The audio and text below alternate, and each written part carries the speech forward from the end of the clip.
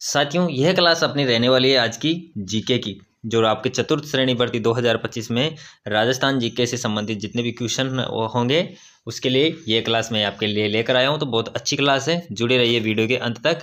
Okay, और जितने भी विद्यार्थी चैनल से नए जुड़े हैं चैनल को सब्सक्राइब कर लो ताकि आने वाली क्लास आपको मिल सके। ओके स्टूडेंट्स, तो चलो बढ़ते हैं अपनी क्लास की ओर। अपनी क्लास का पहला क्वेश्चन है कि तिजारा में कौन से तीर्थंकर का प्रसिद्ध मंदिर है। तो तिजारा में कौन से तीर्थंकर का प्रसिद्ध मंदिर है? आदिनाथ, पार्श्वनाथ, चंद्र प्रभु या फिर महावीर। तो अपना राइट आंसर क्या हो जाएगा? चंद्र प्रभु। ओके, सी आपका करेक्ट आंसर हो जाएगा। अगला क्वेश्चन है साथियों, वो है कि नंदिनी माता तीर्थ किस जिले में स्थित है। तो नंदिनी माता तीर्थ है वो कौन से जिले में स्थित है? जालोर, बांसवाड़ा, बारां, बूंदी। तो कौन से जिले में स्थित है? तो वह स्थित है बांसवाड़ा में। ओके बच्चों, सारे क्वेश्चंस बहुत ही इंपॉर्टेंट हैं, तो अच्छे से दिमाग में बिठा लो क्वेश्चंस को। ओके, कि वाल्मीकि मंदिर कहाँ स्थित है? तो बताओ फटाफट से कमेंट्स बॉक्स में आंसर कर दो। तो वाल्मीकि मंदिर कहाँ स्थित है? तो सीताबाड़ी 12, अंता 12, मांगरोल 12 या फिर अटरू 12। तो वाल्मीकि मंदिर स्थित है आपके सीताबाड़ी 12 में। कहाँ पर है? सीताबाड़ी 12 में। ओके स्टूडेंट्स, चलो अगला क्वेश्चन है कि राव जेतसिरो छंद का लेखक कौन था। तो राव जेतसिरो छंद नामक पुस्तक है, उसका लेखक कौन था? ऑप्शन है विटू सुजो, गिरधर आसिया या फिर कवि रत्नोच्चारण या फिर जोधराज। तो कौन था? आपका राइट आंसर हो जाएगा ए, विटू सुजो। कि जो विटू सुजो था उसने राव जेतसिरो छंद नामक पुस्तक की रचना की थी। ओके, अगला क्वेश्चन है कि बाबा आमटे दिव्यांग विश्वविद्यालय की स्थापना कहाँ पर की जाएगी। तो बाबा आमटे दिव्यांगत विश्वविद्यालय की स्थापना की जानी है, वो कहाँ पर की जानी है?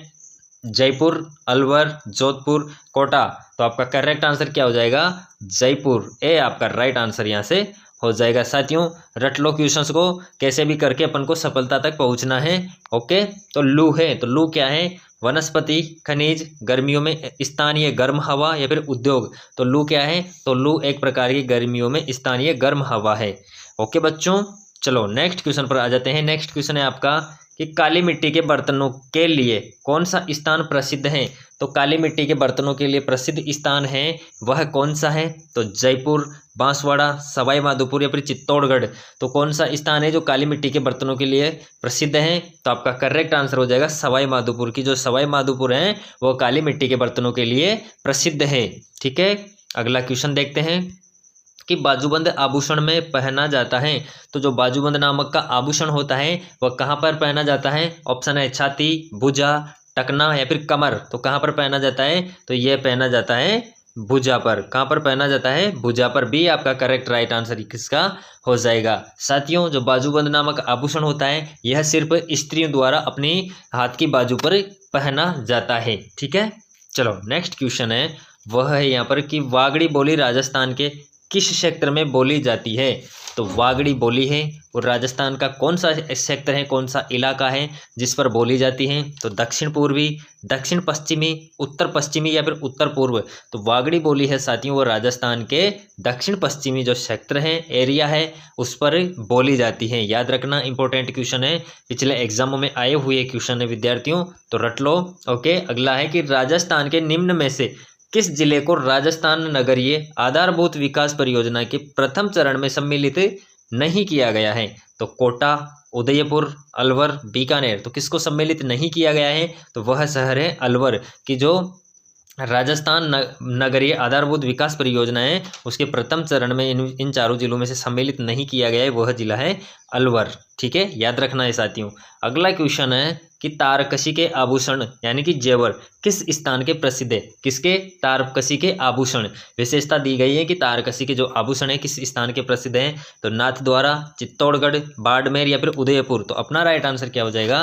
बताओ फटाफट से कमेंट्स कर दो।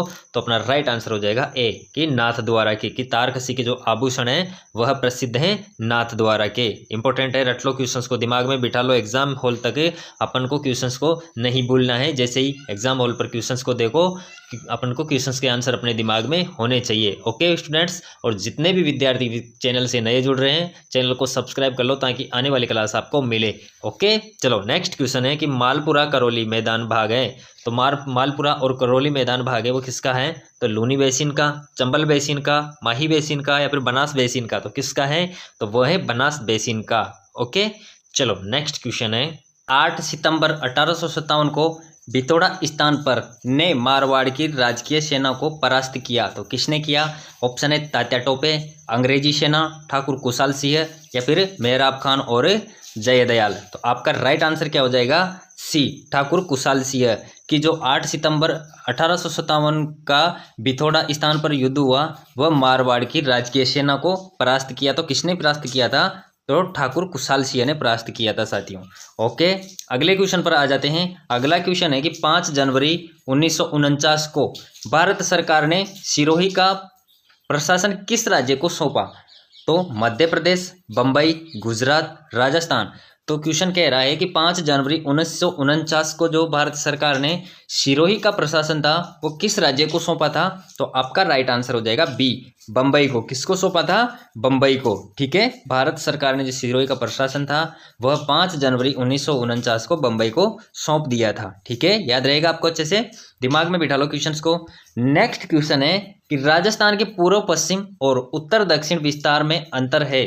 तो जो राजस्थान का पूर्व से पश्चिम और उत्तर से दक्षिण का जो विस्तार है उसमें कितने किलोमीटर का अंतर है? तो 33 किलोमीटर, 27 किलोमीटर, 43 किलोमीटर या फिर 72 किलोमीटर। तो कितने किलोमीटर का अंतर है? तो आपका राइट आंसर हो जाएगा सी, 43 किलोमीटर का अंतर है साथियों। ओके, याद रखना है आपको।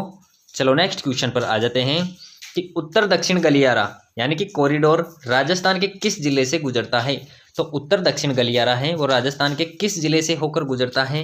जयपुर, धौलपुर, भरतपुर या फिर दौसा। तो आपका राइट आंसर हो जाएगा भरतपुर। कौन सा हो जाएगा? भरतपुर। ठीक है बच्चों, चलो नेक्स्ट क्वेश्चन है साथियों।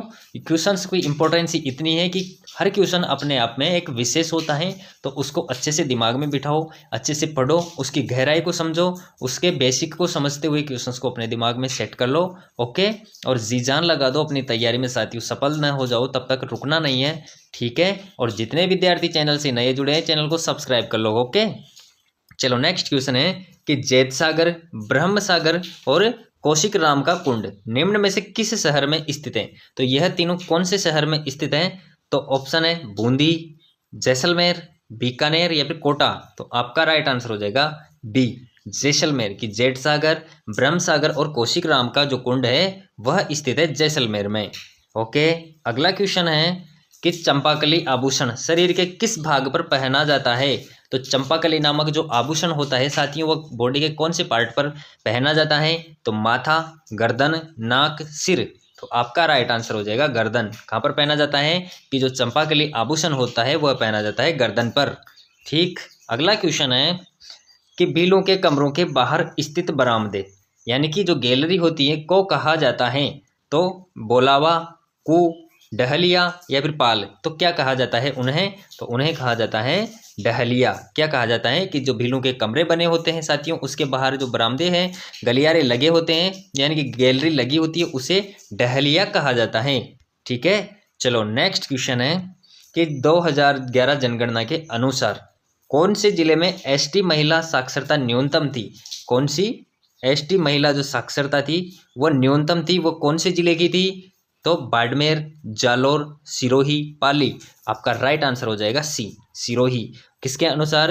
जनगणना 2011 के अनुसार साथियों। ठीक है, चलो नेक्स्ट क्वेश्चन है कि 1938 में करौली प्रजामंडल की स्थापना किसने की थी? तो 1938 में करौली प्रजामंडल था उसकी स्थापना की वह किसने की थी? तो ज्वाला प्रसाद, स्वामी श्रद्धानंद, ऋषि दत्त मेहता या फिर त्रिलोक चंद माथुर। तो किसने की थी? आपका करेक्ट आंसर हो जाएगा डी, त्रिलोक चंद माथुर थे। उन्होंने 1938 में करौली प्रजामंडल की स्थापना की थी। ओके, याद रहेगा आपको साथियों। अगले क्वेश्चन पर आ जाते हैं। अगला क्वेश्चन है कि 1857 के विद्रोह के समय ठाकुर कुशाल सिंह ने किस जगह विद्रोहियों का नेतृत्व किया था? तो कहाँ पर किया था? तो कोटा, नसीराबाद, आउवा या फिर एरिनपुरा। तो कहाँ पर किया था? तो आपका राइट आंसर हो जाएगा सी, आउवा की जो आउवा था वहां पर ठाकुर कुशाल सिंह ने 1857 के विद्रोह के समय विद्रोहियों का नेतृत्व किया था। ठीक है, चलो नेक्स्ट क्वेश्चन है वह है यहाँ पर कि अर्ली चौहान डायनेस्टीज के लेखक हैं। तो अर्ली चौहान डायनेस्टीज हैं उस पुस्तक के लेखक कौन है? तो G.A. Grierson, Dasharath Sharma, G.S. ओझा या फिर G.N. शर्मा। तो कौन थे? तो उसके लेखक थे दशरथ शर्मा की जी अर्ली चौहान डायग्नोस्टिक पुस्तक लिखी, वो लिखी दशरथ शर्मा ने। ठीक है फ्रेंड्स, अगला क्वेश्चन है कि मेवात क्षेत्र के अलवर जिले में जन्म लेने वाले प्रसिद्ध संत थे, तो कौन से संत थे? सुंदरदास, गरीबदास, लालदास या फिर हरिराम दास। तो अपना राइट आंसर हो जाएगा सी, लालदास। ठीक है साथियों, तो सी अपना राइट आंसर ये से हो जाएगा। इसी के साथ अपनी क्लास यहाँ पर समाप्त होती है। साथियों, वीडियो कैसी लगी? वीडियो के अंत तक बने रहने के लिए धन्यवाद। और जितने भी विद्यार्थी चैनल से नए जुड़े हैं, चैनल को सब्सक्राइब कर लो ताकि आने वाली हर क्लास आपको मिल सके। ओके, धन्यवाद।